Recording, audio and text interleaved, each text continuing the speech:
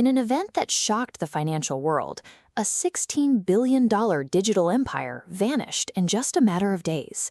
At the peak of his influence, Sam Bankman-Fried was the face of the cryptocurrency industry. He controlled a massive personal fortune and a platform serving more than 1 million users worldwide. Public trust in his exchange, FTX, was immense. Bankman-Fried repeatedly told investors that his platform was one of the safest buildings in the crypto market, highlighting its proprietary risk engine and strict adherence to protection principles. This perceived institutional legitimacy created a profound sense of security, effectively masking the financial risks building behind the scenes. On November 2, 2022, that security began to erode. A report from CoinDesk revealed the private balance sheet of Alameda Research, a trading firm also owned by Bankman-Fried. The leak exposed a highly unusual financial structure. The vast majority of Alameda's $14 billion asset base was not held in traditional currency or Bitcoin, but in a token called FTT. This diagram illustrates the nature of FTT. It was an exchange token FTX invented out of thin air, added to their own books, and assigned a multi-billion-dollar valuation. Bankman-Fried's entire empire was supported by the market's belief in the value of its own monopoly money. This precarious situation left the company entirely vulnerable to a single, devastating question.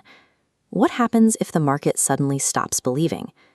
To find the answer, we have to look at the hidden architecture connecting the FTX exchange to Alameda Research. By the middle of 2022, Alameda had suffered a series of heavy trading losses that threatened to bankrupt the firm. To cover these losses, FTX executives used a secret software exemption. This backdoor allowed customer deposits to be secretly siphoned into Alameda's accounts. To justify this, Alameda provided FTT tokens as collateral. Real customer cash was swapped for digital tokens FTX created for themselves. This architecture transformed a trusted customer exchange into a personal liquidity source. It meant that any significant drop in the price of FTT would expose an unfillable hole in the company's accounts. On November 6th, the price drop arrived.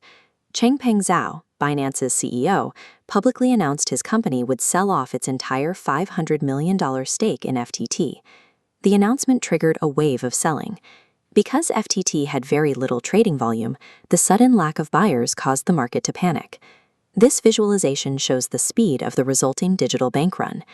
FTT lost 80% of its value, while customer withdrawal demands surged to $6 billion. FTX could not meet the demand.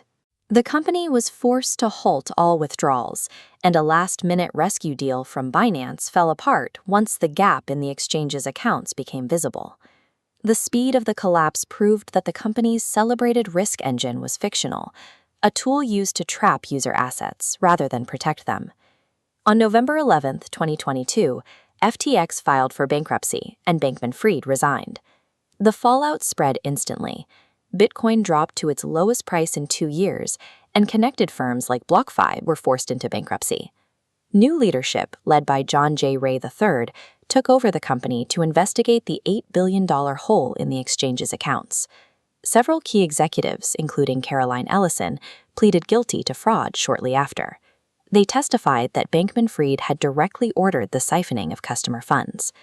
Given the scale of the financial ruin, federal authorities treated the case as one of the largest criminal investigations in American history. Following a criminal trial, Bankman-Fried was convicted of defrauding his customers and lenders. He was sentenced to 25 years in federal prison.